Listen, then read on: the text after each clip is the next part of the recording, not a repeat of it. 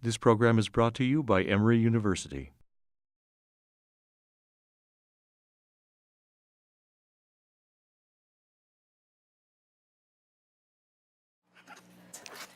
Good afternoon. I'm Catherine Hoffer. I'm an assistant U.S. attorney here in the Northern District of Georgia, and we have a really great panel. We all know each other on this panel. This is Judge Leslie Abrams from the Middle District, and Leslie used to be an assistant U.S. attorney in my office, and Nathan Whiteman is an FBI agent that we all have worked with, and he's an expert in these types of cases. Then Jeff Ertl, that you've just heard from, he is a defense attorney that our office tries cases against. And then Dahlia, of course, is an assistant DA in DeKalb. And so we're going to look at the differences between federal and state cases and also talk about international victims versus domestic victims, and what are some problems with victims in these type of cases. And I know you heard a little bit about that from Jennifer, but we're going to go into it a little bit more. So I'd like to start off by asking Nathan and Dahlia to discuss what is the difference between a state case and a federal case. For instance, why would you take a case to the state rather than the federal government? They're nicer. What? The reason when we come across a case and make a recovery or make an arrest, it immediately becomes a local or state issue because we were out with a task force. I head up a task force of 60 task force officers in Metro Atlanta and across Georgia that's from 17 different agencies, and we go out as a task force and we look at the task force model of how exactly we can address this crime threat. When we look at an incident that is occurring, in the immediate is that one specific incident that we look at through a state charge. We coordinate with the district attorney's office, wherever that may be, to get their blessing on what exactly we're looking at. So the person is taken into custody at that point, and the recovery is made, and we in our case, it's a child victim that we put her into either a protective setting or a therapeutic setting. And what we'll do from that point is then look at the course of conduct, whether it is just that one jurisdiction, whether there is interstate nexus to the crime, and whether there is a child molestation charge or something that we don't have on the federal side that would be able to get a more significant charging option on the state. Okay, so what if you have a case that goes across several counties or even in and out of the country? In and out of the country, we would look at what our task force looks at specifically is domestic children, the exploitation of domestic children. So in what we look at, it's really no different than going into multiple states. We have the charging option of interstate transportation of a minor for prostitution, which would be a 10-year mandatory minimum. Then we have the sex trafficking for a mandatory minimum 10 years. So we look at all of those things, and if it's a multiple jurisdiction, instead of having maybe 3 or 4 or 6 different cases and trials, we would wrap that all up into one federal case and try the whole course of conduct rather than just one. And the way we also look at is the whole organization. So we'll look at whoever is contributing to the exploitation of the victim. So often there is more than one trafficker, is that right? It could be different roles within the organization. It could be a trafficker. There could be pimp partners or multiple traffickers that are in coordination. We've seen different pimps or different traffickers that coordinate their efforts together but they will have separate stables that they'll be exploiting. And then we also have differing roles such as transporters, people who are their drivers, maybe a security person, a call girl. Sometimes there's a house mom, there's babysitters, so there's different roles within the organization that we look at of who is going to be held accountable. Can I say for the state level, the joke that we always have is we get the hard ones. But all jokes aside, all these cases are very difficult to handle. And when you have the jurisdiction issues, say, within the state, where it becomes a little bit more complicated. So we may have jurisdiction where the girl is from Gwinnett and taken from Gwinnett and brought into DeKalb and sold in DeKalb, and she was also sold in Clayton. What we have done is we have indicted them in various different jurisdictions. So they may have 3 pending cases for the separate offenses that have been committed in those areas.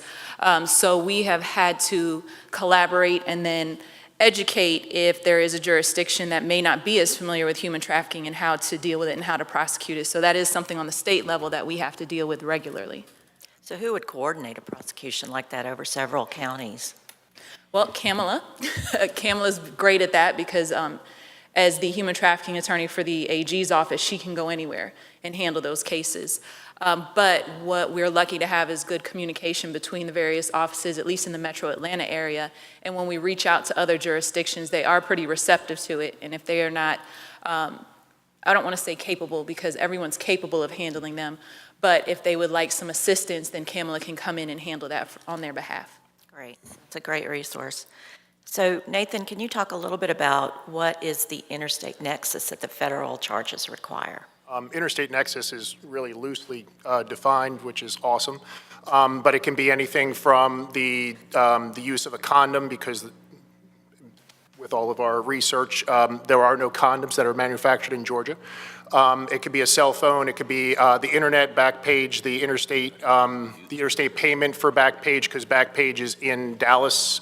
So as soon as there is an ad on Backpage or on the internet in any way, that immediately creates an interstate nexus. It could be a car. It could be a gun. It could be cell phone towers, but we try not to push that envelope and be real nitty-gritty unless there is a need to do that. Sometimes within street-level prostitution, if they're sold in an apartment complex and that apartment complex is managed by a property manager that has multiple states within their purview, we'll also look at the interstate nexus that way as well. So the evidentiary rules obviously have changed in the state. And do you guys have better sentencing now than you used to have? Yeah, I mean, we totally copied your guys' evidence code, so thank you for that. As far as sentencing, we do have very harsh penalties here in Georgia under the statutes. You heard in the last panel, they went over several of them. The issue that we have is once we've tried the case or once the case is up for a plea, and the judges do have a lot of discretion in the sentence that they can give. And so that's why I think it's so important for the bench to attend conferences like this and be educated on this topic generally, because what we see is they do have a wide latitude and some judges do understand the gravity of the situation and will give appropriate sentences. But sometimes I've had cases where I've tried a case and the judge will time serve them, the individual, even after the jury found them guilty, based on the jury's impression that, well, you know, she kind of was going along with it too, despite the fact that she was 15 years old.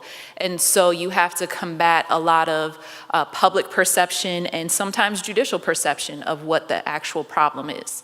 Right, because there are a lot of problems, obviously, with the victims of trafficking. And I want to turn to that now and talk about some of those problems. So Nathan, you are one of the first people to encounter a trafficking victim. So can you tell us what you've encountered in the past and what things you've had to overcome along with our office to try and make sure that this person knows they're a victim and that there are services for them?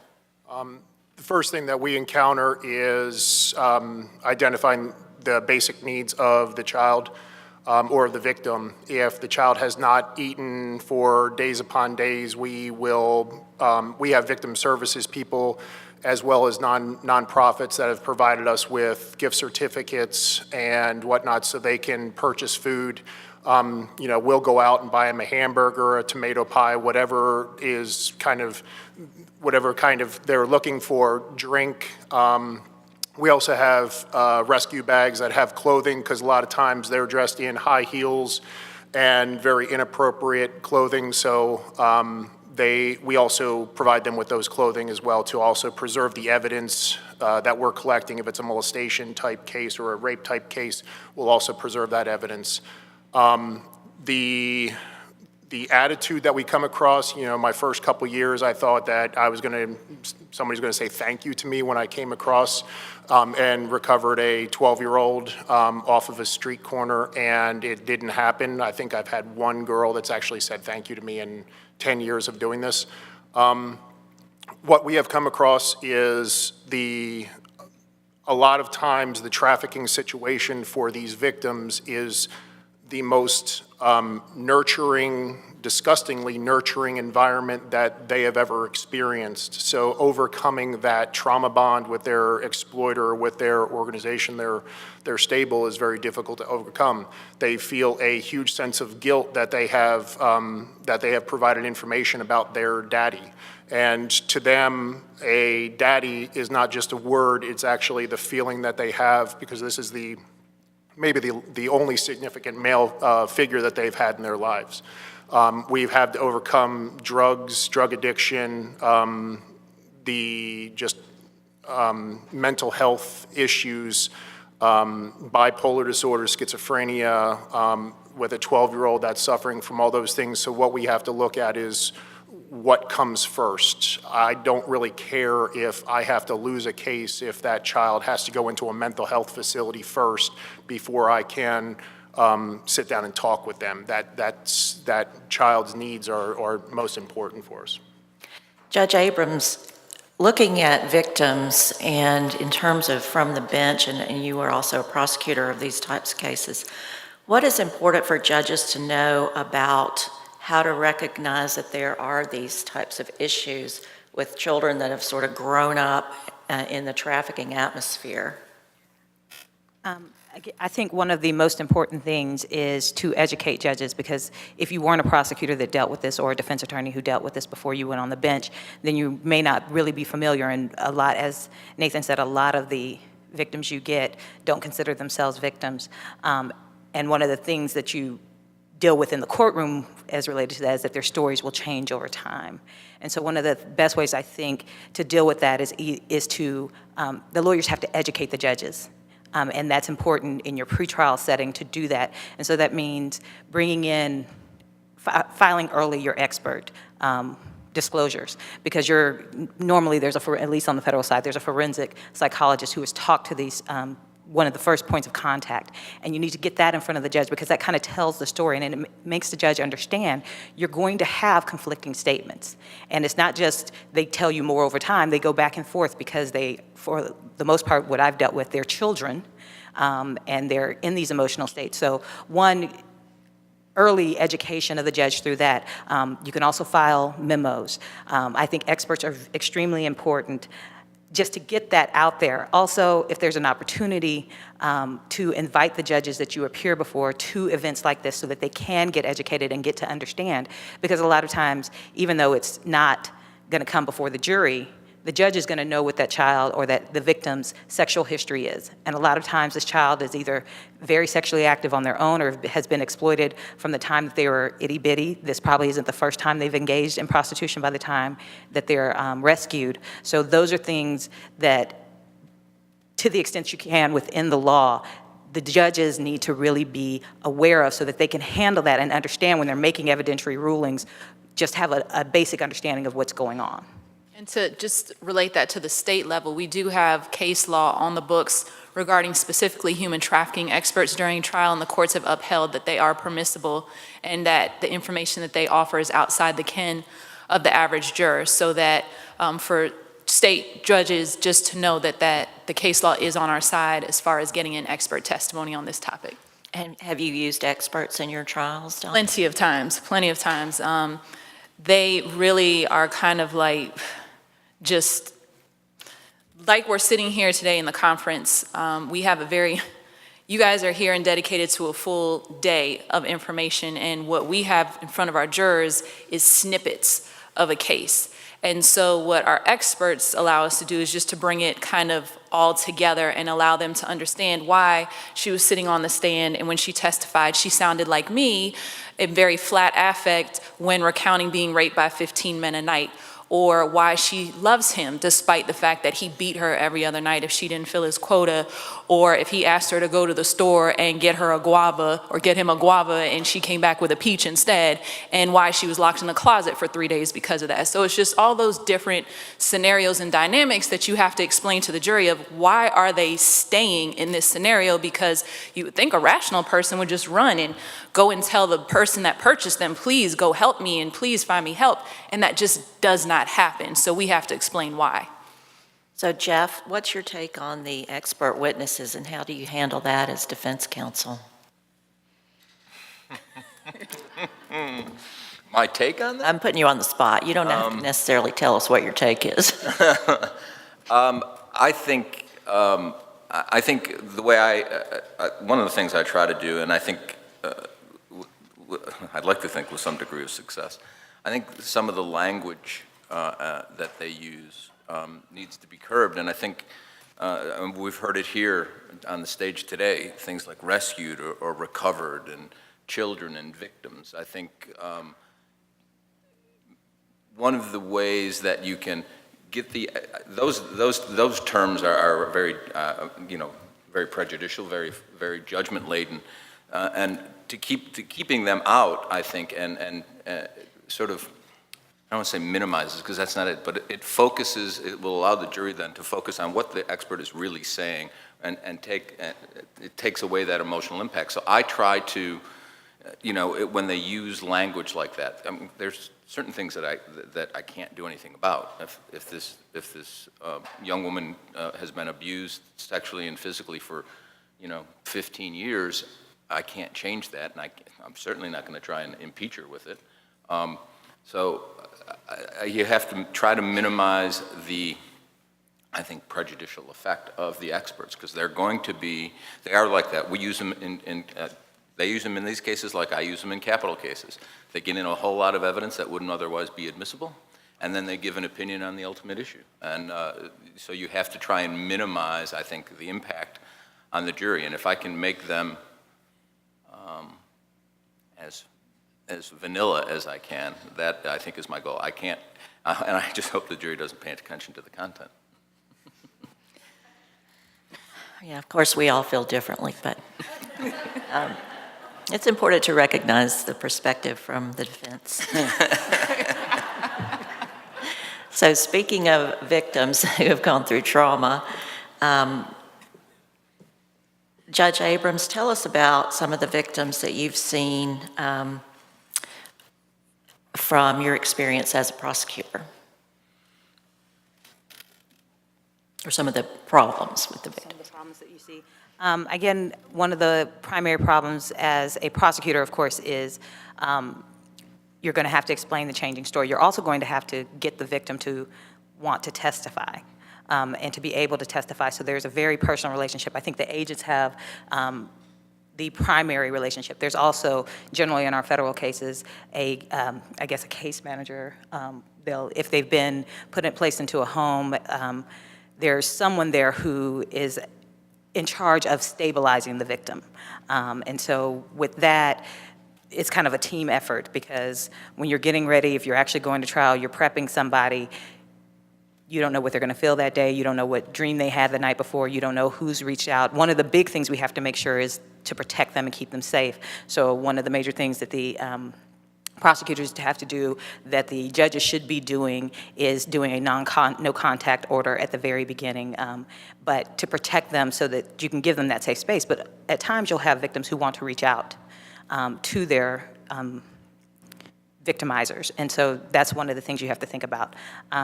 Another thing, so I guess the first thing again is stabilizing, and that is a lot of times, especially when you're dealing with teenagers, they don't have a family to go back to. They haven't been in school. Oftentimes we have, what I've dealt with is international victims who don't have legal status in this country. And in that case, there's, just to go off on a little tangent of, when you're dealing with international victims, there are two primary ways that we can help stabilize them. It's called, there's continuing presence status, and that allows victims and potential witnesses as well to remain in the United States for up to a year during the course of an investigation. And one of the major things with that is a person with continuing present status can get authorization to work, so they can support themselves through this time.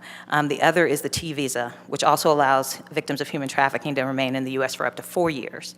And a person with a T visa can also get employment authorization and can also obtain the status of a lawful permanent residence through this. The immediate family members as well of a person with a T visa may be able to also obtain derivative non-immigrant status. And again, that's important for our young sex trafficking victims, but all sex trafficking victims, to help them stabilize while they're going through the process. So that is, as a prosecutor, I think the first thing is about stabilization, and then getting into just the nitty-gritty of how you get them into a courtroom. One of the things we did, and I certainly opened my courtroom up to, is you can bring your victims in. We did it with when I was just doing child victimization cases where there were just children that they had to testify. We'd open up the courtroom, come in, show them where they're going to be sitting, show them where the judge is going to be sitting, just familiarize them, because if you've ever had to testify just as an adult, that's terrifying, but as someone who's not from this country or as a child, that is also terrifying. So that's something that you can do outside of just your legal work in order to help the victims. If I could also add, for the judge's perspective, just be prepared that you may see some very bizarre behavior from the victims when they come in to testify in court. We've seen them smile and wink at defendants and laughing with them and giggling when they see them. There's a lot of reasons emotionally why that's happening. And so just to be prepared that there may be some unusual behavior, because oftentimes the victims have not seen their offenders since the arrest, maybe months, even years earlier. And so just allow the prosecutor to try to prove their case, to show and link and explain why that behavior exists, versus having kind of a dismissive, I wouldn't say attitude, but dismissive approach to what's actually going on in your courtroom. It doesn't minimize what that victim has been through. It's just that a lot of these kids manifest what they've been through in very different ways upon seeing their offenders again. That's absolutely true. And in fact, a case that was tried in our courthouse this year, there was one of the young girls that testified she seemed to have no boundaries. She didn't recognize that this was a federal courthouse with a federal judge and rules. And she would just stand up and say, "I need a break. Judge, I need to take a break." And I guess her acting out was very bizarre, but it breaks your heart because you see where this girl is coming from. You see that she's had no upbringing that showed her any type of rules or boundaries. And I think that causes a lot of that behavior. And then it gives Jeff a field day for the defense. Just as an aside, that girl testified in my case, and I thought the highlight of the case when she just leaned forward, went, "Oop, my bad," and sat back. But that said, I mean, when they first started examining her, I was like, I'm not asking her any questions. But I think they worked with her, calmed her down, and when you just said stabilizing the victim, that's exactly what they did. And then she became actually a decent witness, and that she was. I can't say she was great, but at least I had felt the need that I had to cross-examine her. So what's your practice, Jeff, with cross-examining somebody who is a real victim and potentially a very young victim? Well, I think it's, my position is, or my tact is, it's sort of I play off of the way they are. I usually know what I'm trying to get from them, and it's usually something that, maybe will impact, their credibility. But at times, you have to sort of take the gloves off. There was one case Mr. Whiteman is intimately familiar with, not that type of intimacy, but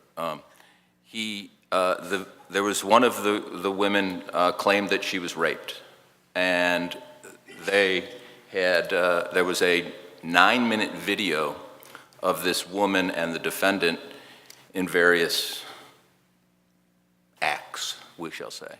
And at one point during the video, the act stopped, the defendant went somewhere, and the victim sat and watched TV like this. So, of course, our position was, nobody acts like that if there's going to be a rape. We played 9 minutes, we played that video to the jury. I can say that it was probably the most uncomfortable I've ever been in my life. And I think everybody felt it, the jury, the judge, everybody. It was, but the judge let us do that. The only thing he said was turn down the volume because there was this really bad rap music going on in the background.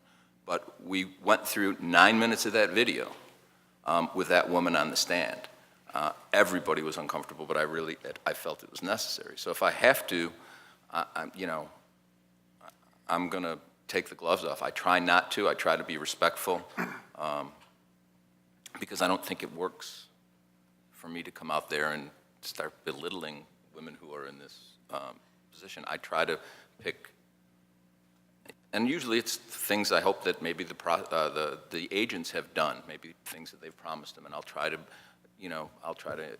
attack their credibility by not necessarily attacking them, but what they were promised or what was told to them by the agents or other people, or So it's a really dicey situation, and with a kid, oh my God, that's the hardest thing I think I've ever done. And you get a 14, 15-year-old up there. It's that we had one. Luckily, it pled, but there was she was 2 16-year-olds. One of them had the mental age of probably a 9-year-old. She was intellectually disabled, and thank God that pled because I was not looking forward to doing the cross-examination. And I think also with being on multiple cases where Jeff has me on the stand for 8 hours, 9 hours, when we walk out, he and I have a mutual respect and understanding for one another, and I think with your defense attorneys having that understanding as coming from the agent point of view is one of the most respectful things that I saw Jeff do. Is he had to question a 13-year-old on the stand who was kidnapped, and he did his job. And after that testimony, we took a break because she was pretty much in tears, and her mom and dad were in tears.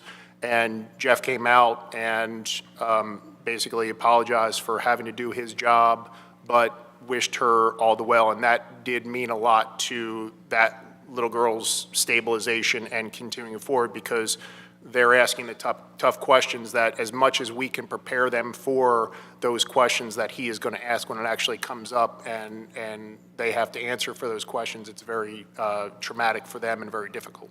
Right, and I think it's traumatic for everybody involved. And Dahlia, what do you see on the state level in terms of defense attorneys and how they cross-examine the victims of trafficking? I think probably similar to the tactics used on the federal level. It's all about trying to undermine their credibility, show that they had favorable treatment, that they were culpable in some way for some of the conduct that took place. Something else that we do within my unit that is not necessarily traditional in the prosecution of cases is we will often pierce rape shield protections with our victims, because we find that our jurors want to know the whole story.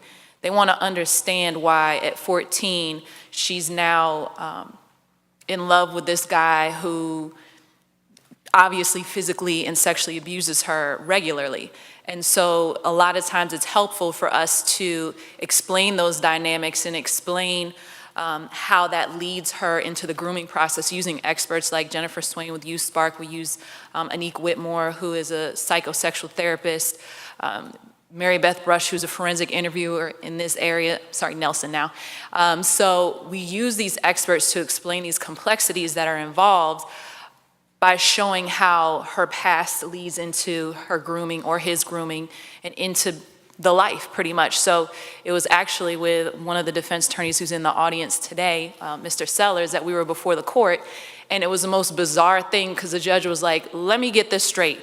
So the defense is trying to exclude her sexual history and the state's trying to get into it. Is that what I'm hearing? We were like, yes.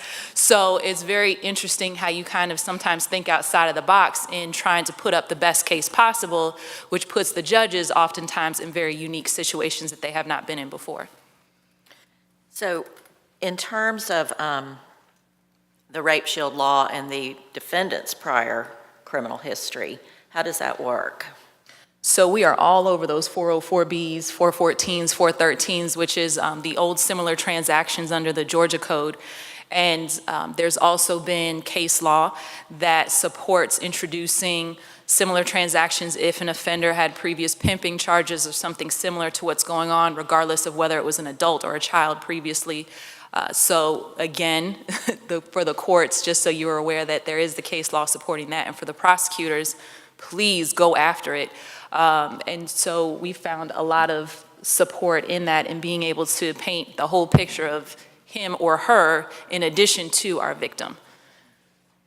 So I've seen a lot in federal court, well, maybe not a lot, but some, where you have a trafficker and you have the trafficker's minions who help him keep the victims in line or go and recruit new people. And sometimes it turns out that that person had also been a victim of the defendant at some time.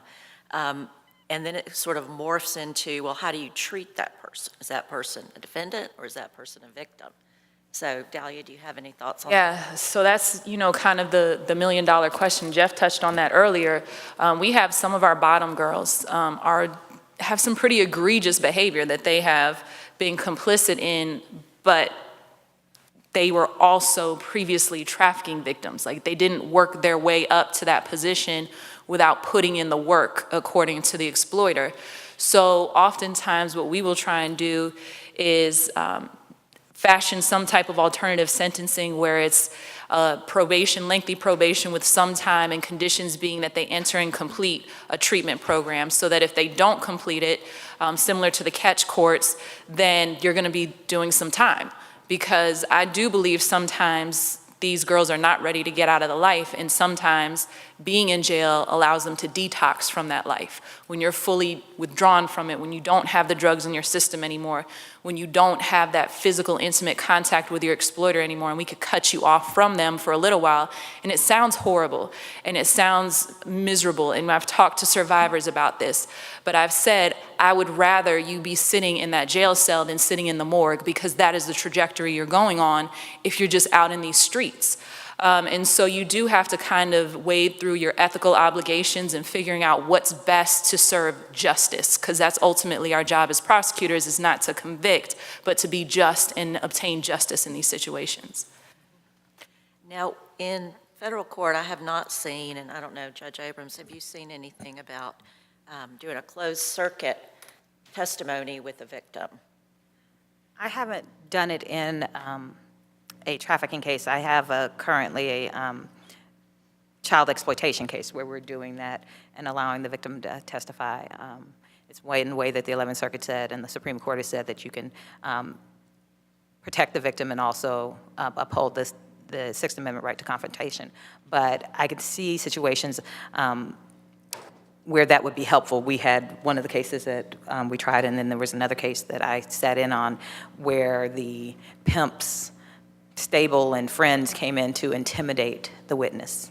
And we're staring her down, we're making faces, we're making gestures. And one thing I will say about that is make sure that you alert the marshals if you see that, be alert for that, and also make sure that you make the judge aware of that, because a lot of times just sitting up there, the judge is not looking out or is not paying attention to all the people out in the gallery, and half of them can't see that far. So you just want to make sure that if that's happening, you let us know so that we can do something about what's going on. And prosecutors have tricks for protecting standing, the way that you have your victim seated and where you sit, but there are reasons that would be necessary. I know it's certainly legal and an option if you make the requisite showing, but I've only ever done it in child exploitation.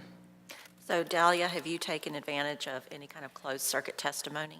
No, not in these types of cases yet, and I'm pretty sure that we would have a strong objection from the defense to attempt to, based on the age of these girls, although the statutory limitation would include a large part of our population, I just don't know that we could get the judges and the defense to buy into it. Right, and Jeff, I'm sure you're shaking your head. I'm sure you would have strong objection to that. Absolutely. We have sort of a similar situation. It's not closed circuit television, and it's sort of related, but it's not necessarily human trafficking. Obviously, Hartsfield is a port of entry. I had a case a number of years ago where it was alien smuggling. And my guy was allegedly a travel agent, and he and a number of travelers came to the United States and were stopped at the airport and in customs and arrested. And rather than using the visa process that Judge Abrams talked about, they were going to be deported, but the government wanted testimony from them. So within probably 5 days of the arrest, maybe 10 days, the judge ordered, pursuant to Rule 15 of the Federal Rules of Criminal Procedure, I don't know if there's a similar provision in Georgia, but ordered that the witnesses be deposed before they were deported. Of course, I objected strenuously because they were from Brazil, so within 5 days, I have to cross witnesses when I don't even know necessarily the theory of the case. I can't do any investigation on the witnesses. So I think one of the things that you have to balance there is, as judges, is what is merely deposing them and having the right to confront them is not necessarily meaningful unless you have, unless you're going to let, in state court, unless you're going to let the defense attorney go to Brazil to investigate the backgrounds of, or the country, the backgrounds of the witnesses to see if, like we would do here. Also, I, as a defense attorney, I don't know what the case is that quickly. And so therefore, I can't conduct a cross-examination that could be meaningful without knowing what the parameters are. I mean, I barely have probably had time to digest the discovery. So that I thought was very problematic. Of course, I filed a motion under whatever authority I could think of, and some that I couldn't, to stop it. It didn't do me any good, and I think it would have been an interesting issue on appeal, but luckily it pled. And just as a heads up, we have been toying, there are similar statutes here in Georgia regarding taking depositions, and we have been toying around with that idea since our girls are so transient and our CSEC population is so transient. So it may be coming to a courtroom near you soon as we try to navigate through that. Not to mention the issue of translation and when the victims don't speak the language and all that. We had a case that was tried this summer in federal court, and the witnesses were from Bosnia, and they spoke different dialects. So if you can even imagine how difficult that was. That wasn't a trafficking case, it was something else, but. Very interesting. There was it was my trial too. During the trial, they brought in 2 interpreters, and the interpreters didn't get along. There were literally interpreter wars. They were sniping. I have never had this happen to me, but during the middle of one of the witnesses' testimony, the other interpreter stood up and objected. Said she's not interpreting it right, and it was just chaos. Whole nother can of worms. So before we end, I just wanted to thank everybody, and especially Judge Abrams coming from Macon, and it's good to see you again, and Dahlia and Jeff and Nathan. I really appreciate y'all being here and giving out such interesting information.